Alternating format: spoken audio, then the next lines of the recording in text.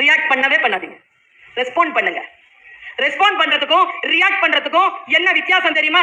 என்ன யாராவது கூப்பிடுறாங்க, சுல்தானா என்ன அப்படின்னா ரியாக்ட். வர கூப்பிட்டீங்களா? ரெஸ்பாண்ட். ரெஸ்பாண்ட் பண்ணுங்க, ரியாக்ட் பண்ணாதீங்க. நான் நினைச்சு பார்த்திருக்கேன், நம்ம எப்படி ரியாக்ட் பண்றோமோ பதிலும் அப்படிதான். நல்லா தான் கூப்பிடுறாங்க, சுல்தானா என்ன அப்படின்னா அப்படின்ற அப்படியே இருக்குது. எப்படி கொடுக்குறோமோ அப்படி திரும்பி வருது. ரியாக்டே பண்ணாதீங்க, ரெஸ்பாண்ட் பண்ணுங்க. முன்னால் இருக்கிற விஷயங்களை கண்ட்ரோல் பண்ணுங்க. ரொம்ப புதிதான ஒரு விஷயத்தை சொல்லுகிறேன். நீங்கள் கேட்டு இருக்கலாம், அது இல்லை. இது நான் சொல்ற விளக்கம் அது கிடையாது. நீங்க கேள்விப்பட்ட விஷயம் தான். லீடர்ஷிப்ங்கிறது என்ன தெரியுமா? நான் சொன்னேன்ல, control your actions, don't react, to respond அப்படின்னு சொன்னேன்ல. பாருங்க, நீங்கள் உண்மையாக இருந்தால் உங்களை விட்டு சில பேர் போவார்கள். போனார்கள் என்றால் க்ளோஸ்டு டோர்ஸ்க்கு நன்றி சொல்லுங்க. எப்பவுமே நன்றி சொல்லுங்க. இந்த வார்த்தைகளை நான் சொல்லுகிறேன். சே thanks to the closed doors என்ற ஒரு மிகப்பெரிய புத்தகம் இருக்கிறது. முடிந்தால் அந்த புத்தகத்தை வாசித்து கடந்து விடுங்கள். சே thanks to the closed doors. யோசித்து பார்க்கிறேன், 1000 பேர் முகம் அழகாக இருந்தாலும் இதயம் மலர்ந்து இருக்கக்கூடிய ஒரு நட்பு உங்களோடு இருந்தால் அதை பாதுகாத்து வைத்துக் கொள்ளுங்கள். பல பேரிடத்தில் யாரோ ஒருத்தர் மட்டும் கைத்தட்டார் பாருங்க, அங்கிருந்து என்ன வச்சிருக்கிறாரு இல்ல, அவர் அப்படி இருக்கிறார். வாழ்க்கை நமக்கு சில விஷயங்களை சொல்லித் தருகிறது என்று சொன்னேன்.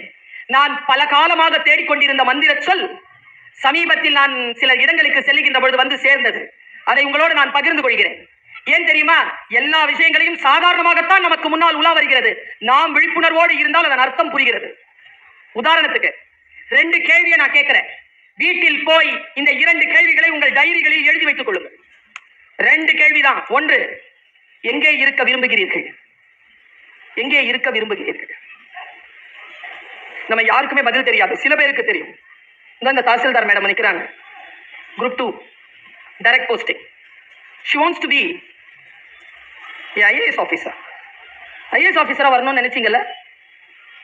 குரூப் 2ல தாசில்தாரா வந்திருக்கீங்கல்ல? தாசில்தாரா தான் வரணும்னு நினைச்சிருந்தீங்கன்னா இங்கே நின்னுடுங்க. இல்ல, ட்ரை ஃபார் ஐஏஎஸ் போயிடுங்க. எங்கே இருக்க விரும்புகிறோமோ அங்க போங்க. எதை சாதிக்க விரும்புகிறீர்களோ அதை சாதியுங்கள். எங்கே இருக்க விரும்புகிறீர்கள் என்பதில் கிளாரிட்டி, தெளிவு. ஒண்ணும் இல்ல, இன்னைக்கு பர்வீன் சுல்தானா பேசுறாங்க, போய் கேட்கலாம் முடிவு பண்ணீங்க. சேர்ல உட்கார்ந்து இருக்கிறீங்க, போலாம். எப்போ வருவாங்கன்னு தெரியாது. சரி, நின்னுட்டு இருக்காங்க. எங்கே இருக்க விரும்பி திட்டமிடுங்கள். சிலது தற்செயலாக நிகழும், அது வாய்ப்பு தான். ஆனால் பிளான் பண்ணி கிடைக்குது இல்ல? Plan and get it. நான் நினைச்சேங்க, சத்தியமா நினைச்சேன். மேடம் கிட்டயும் சொன்னேன், நம்முடைய டெபுட்டி கலெக்டர் மேடம் கிட்டயும் சொன்னேன், மேடம் கரெக்டா நான் வந்து 7 மணிக்கு என்ன பேசுறதுக்கு விடுங்க மேடம், 8 மணி வரைக்கும் பேசுறேன் மேடம். ஓகே, ஏன் தெரியுமா 7ல இருந்து 8ன்னு கேட்டேன். I know your schedule.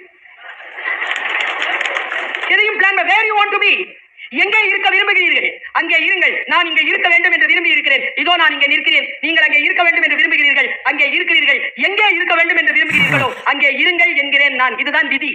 2வது, எதற்காக நினைவு கூறப்பட வேண்டும் என்று விரும்புகிறீர்கள்?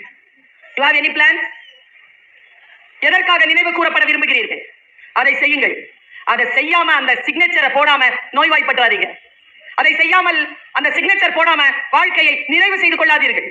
எதற்காக நினைவு கூறப்பட வேண்டும் என்பதிலே உறுதியாக இருங்கள். இந்த 2 கேள்விகளை, நான் மிகப்பெரிய கேள்விகளை உங்களுக்கு முன்னால் போட்டிருக்கிறேன்.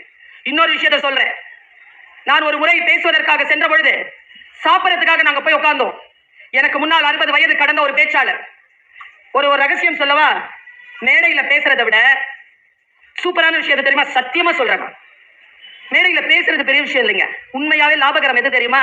நல்ல பேச்சை கேட்கறது ரொம்ப லாபங்க. அது பேசுறதை விட. யார் நல்ல பேச்சாளர் தெரியுமா? பேசிட்டு போறவங்க நல்ல பேச்சாளர் இல்ல. போனதுக்கு அப்புறமா யார் ஒருத்தங்க பேசிக்கிட்டே இருக்காங்களோ அவங்க தான் நல்ல பேச்சாளர். போனதுக்கு அப்புறமா பேசிக்கிட்டே இருக்கணும். உள்ள இதை சொல்லிச்சுல, இது சொல்லிச்சுல, இந்த அம்மா இப்படி சொல்லிருச்சுல, இது சொல்லிருச்சுல. போனதுக்கு அப்புறமா பேசிக்கிட்டே இருக்கிறவங்க. நான் டேபிள்ல உட்கார்ந்துருக்கேன், சாப்பாடு ஆர்டர் பண்ணிருக்கோம், வரதுக்கு லேட் ஆகுது. 2 வார்த்தை கடகடன்னு சொல்லிட்டார் அந்த பெரியவர். பர்வீன், நான் சந்திக்கிறதை விட நீ சந்திக்கின்ற கூட்டம் கொஞ்சம் பெருசா தான் இருக்கு.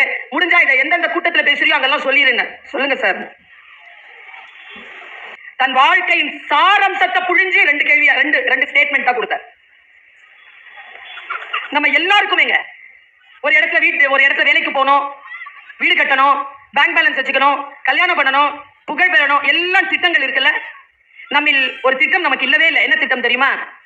இந்த உடம்பு கொடுத்திருக்கானே இறைவன், உங்களோடயே வருது, எந்திரிச்சா எந்திரிக்குது, வந்தா வருது, உட்கார்ந்தா உட்கார்ந்து, இதை வைத்துக்கொண்டு என்ன செய்வதுன்னு உங்களுக்கு தெரிவதே இல்லை. இப்படி சொன்னாருங்க அவரு. உன்னை வைத்துக்கொண்டு நீ என்ன செய்வது என்பதனை முதலில் திட்டமிடு என்று சொன்னார். பெரிய விஷயமா பட்டுச்சு எனக்கு. சொல்றது பிளண்டா இருக்கு, வீட்டுல போய் யோசிச்சு பாருங்க. சாதாரணமானங்க 24, 25 வயதிலே சில விஷயங்களை எப்படி சாதித்து விட்டு போய்விடுகிறார்கள். சில பேர் அதே வயதிலே குடித்து விட்டு சுயநினைவு இல்லாமல் கிடக்கிறார்கள்.